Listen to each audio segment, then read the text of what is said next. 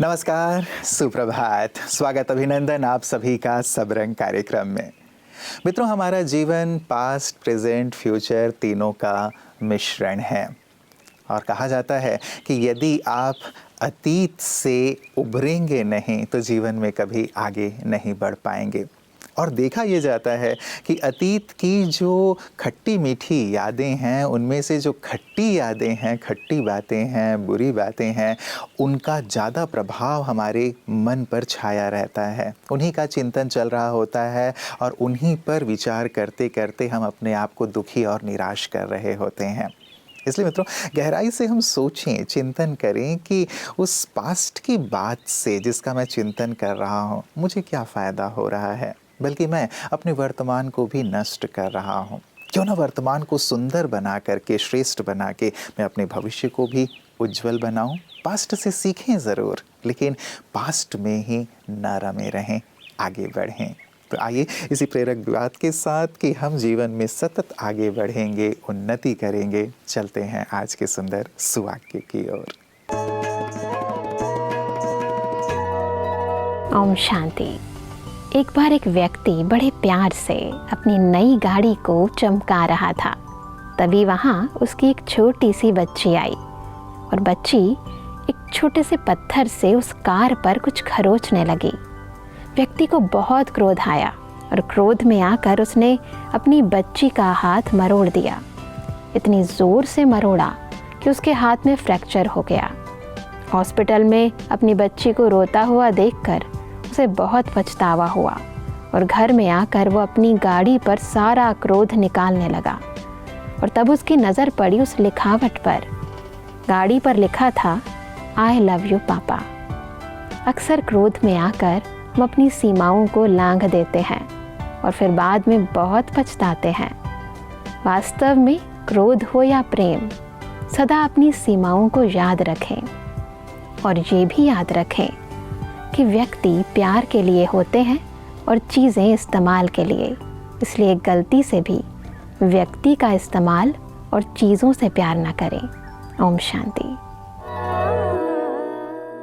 मित्रों, अब डॉक्टर्स भी इस बात को मानने लगे हैं कि केवल हमारा खाना पीना, उठना बैठना, रहन सहन या दिनचर्या ही हमारे स्वास्थ्य को प्रभावित नहीं करता, बल्कि हमारी मनोस्थिति भी हमारे स्वास्थ्य को प्रभावित करती है। जब हम खुश रहते हैं, शांत रहते हैं, आनंदित रहते हैं, उमंग उत्साह में रहते हैं, तो हमारे शरीर में बहुत ही अच्छे हार्मोन स्रावित होते हैं जो शारीरिक स्वास्थ्य के लिए बहुत अच्छे हैं। और वहीं जब हम क्रोधित रहते हैं, इरिटेट होते हैं, मन उदास या निराश रहता है, तो ये अच्छे हार्मोन्स या तो स्रावित नहीं होते या फिर बहुत ही कम स्रावित होते हैं। इनकी जगह बैड हार्मोन स्रावित होने लगते हैं जो शरीर की तंदुरुस्ती को प्रभावित करते हैं। इसलिए मित्रों, चाहे कुछ भी हो, हम अपने आप को हल्का रखें, प्रसन्न रखें, खुश रखें, अपनी मनोस्थिति को बाहरी परिस्थितियों से प्रभावित ना होने दें। तो जितने हल्के प्रसन्न रहेंगे उतने ही आप स्वस्थ रहेंगे। और आपकी स्वास्थ्य की यही कामना लिए प्रतिदिन हम आपकी सेहत आपकी हाथ लेकर आते हैं, ताकि आपको सुंदर सुंदर और भी बातें प्राप्त हों जो आपको हमेशा ही स्वस्थ रखें। ओम शांति। तो हम मेडिटेशन कर रहे थे और एंटी एजिंग या कह लीजिए हेल्दी एजिंग की तरफ बढ़ रहे थे। तो हम ये तो जान लिया हमने कि जब हम मेडिटेशन करते हैं तो हमारा ब्रेन को हम यंगर रख सकते हैं। हमारे शरीर में ऐसे तो बहुत सारे हार्मोन्स हैं जो देखा गया है मेडिटेटर्स में उनके लेवल्स अच्छे रहते हैं, जैसे हैप्पी हार्मोन जिनको हम कहते हैं, न्यूरोट्रांसमीटर्स, सीरोटोनिन, डोपामिन, ये तो रहते हैं। और लेकिन DHA एक प्रिकर्सर हार्मोन है हमारे बॉडी में। ये जो है ना, इसको कई बार हम एंटी एजिंग हार्मोन की तरह भी बात करते हैं। तो जो DHA का लेवल है, जब स्टडी हुई तो देखा गया कि जो मेडिटेटर थे उनमें इनका लेवल ऊपर की तरफ भी था और ज़्यादा दिन तक मेंटेन था।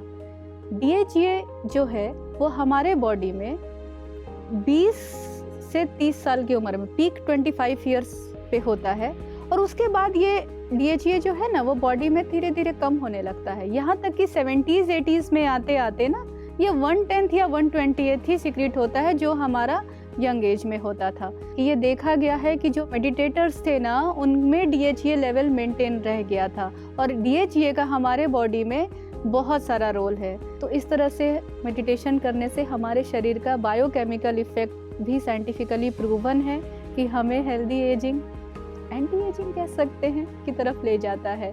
तो मेडिटेशन करते हैं और यंग रहते हैं। रिजुविनेट भी करने का सबसे अच्छा तरीका मेडिटेशन ही तो है। जो स्ट्रेस मैनेजमेंट जब हम करते हैं तो उससे भी हमारा ये एजिंग प्रोसेस ज़रूर हॉल्ट होता है, क्योंकि जब हम मेडिटेट करते हैं तो ऑक्सीजन कंजम्पशन हमारे बॉडी में कम होता है।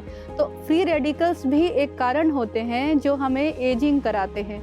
तो हमारा जब ऑक्सीजन कंजम्पशन कम होगा तो ऑक्सीडेटिव फ्री रेडिकल्स कम बनेंगे तो हमारा जो एजिंग वाला जो इसका इफेक्ट है वो कम होगा। तो मिला जुला के हम कह सकते हैं कि मेडिटेशन से हमारा तन मन स्वस्थ तो रहता ही है, लेकिन हम बहुत दिन तक अपने आप को यूथफुल रख सकते हैं।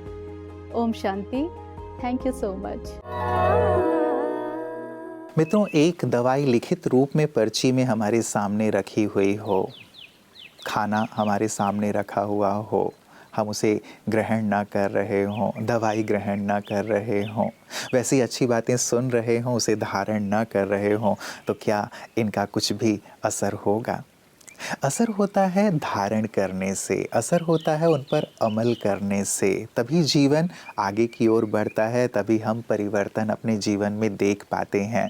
और यही सुंदर सकारात्मक परिवर्तन औरों को प्रेरित करता है। हमारी जीवन का परिवर्तन औरों के लिए प्रेरणा का सुंदर स्रोत बन जाता है।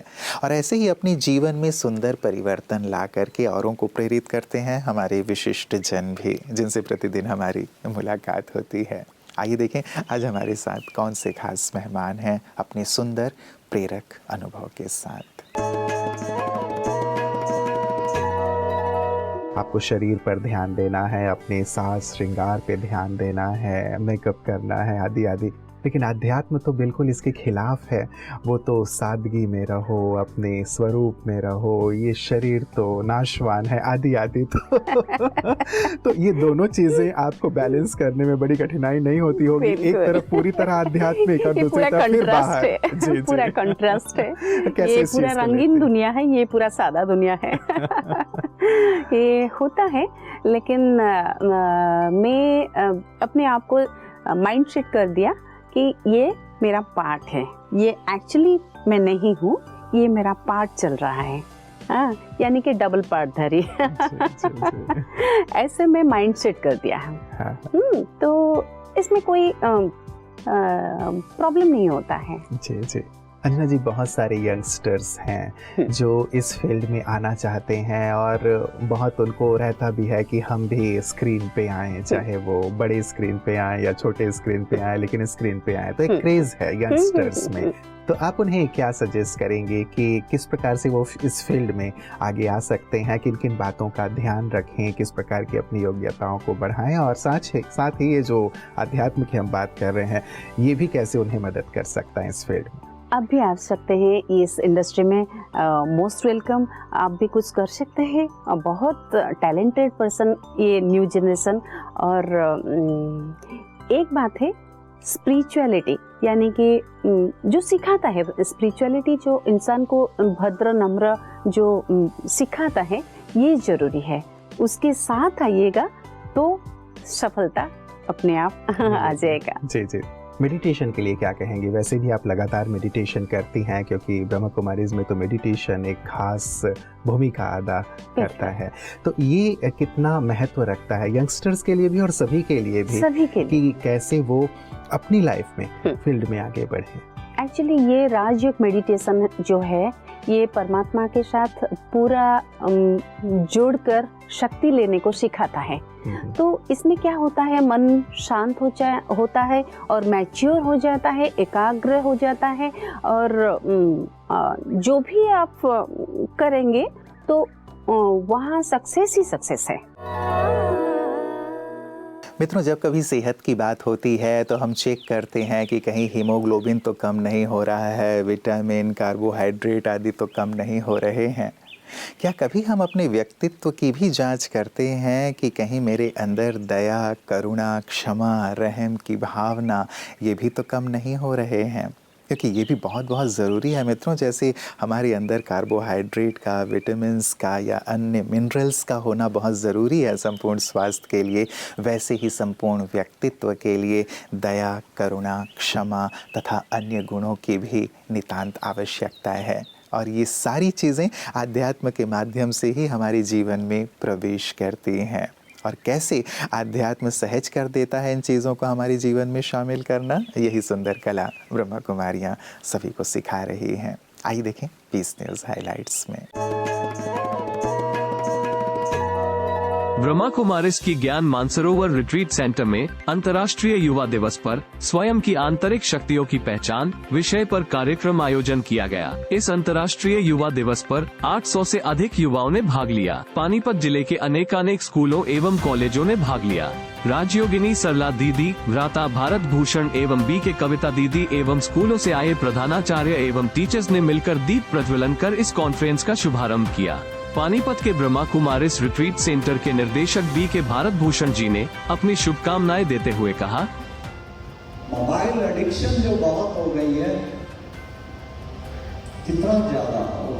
एक बच्चे से 3 दिन के लिए मोबाइल दिया, कैन यू बिलीव, वो बेहोश होकर गिरे। एक दिन भी छोड़ना, हर वक्त स्क्रीन पे हाथ चाहिए और वो चाहिए, कितना उसके बिना और कितना उससे नुकसान हो रहा है। सोशल मीडिया तो है, फायदा भी बहुत करता है, नुकसान भी। राजयोगिनी सरला दीदी ने अपनी शुभकामनाएं देते हुए कहा कि युवा शक्ति हमारे राष्ट्र की शान है। कविता दीदी ने सभी को राजयोग का अभ्यास कराया। आर्यन ग्लोबल स्कूल से आए बच्चों ने डांस की सुंदर प्रस्तुति प्रस्तुत की। कार्यक्रम के अंत में स्कूल कॉलेज से आए प्रधानाचार्य एवं टीचर्स को ईश्वरीय सौगात दी गए। मित्रों, चलते चलते एक और प्यारी सी बात। कहते हैं यदि आप अच्छे कर्म कर रहे हैं लेकिन फिर भी कोई आप पर शक कर रहा है तो करने दें, क्योंकि शक हमेशा ही सोने की शुद्धता पर की जाती है, कोयले की कालिक पर नहीं। यदि मैं अच्छे कर्म कर रहा हूँ फिर भी लोग मुझे नीचे गिराने की कोशिश कर रहे हैं, मुझे भला बुरा कह रहे हैं, तो भी मुझे निराश नहीं होना है, परेशान नहीं होना है, अपनी अच्छाई को छोड़ना नहीं है, लेकिन अपनी अच्छाई पर अडिग रहना है और अच्छे कर्म करते हुए आगे से आगे बढ़ते चलना है। वो कहते हैं ना, कुछ तो लोग कहेंगे, लोगों का काम है कहना, उन्हें कहने दें, लेकिन जो आपके मन को सुकून दे रहा है, जो आपको शिखर की ओर लिए चल रहा है, आप उस पथ पर अडिग रहें, क्योंकि यही आपका व्यक्तित्व है और यही आपकी पहचान भविष्य में बनाने वाला है। तो इस पर गहराई से चिंतन कीजिएगा, विचार कीजिएगा। कल पुनः इसी वक्त आप सभी से मुलाकात होगी। नमस्कार, ओम शांति।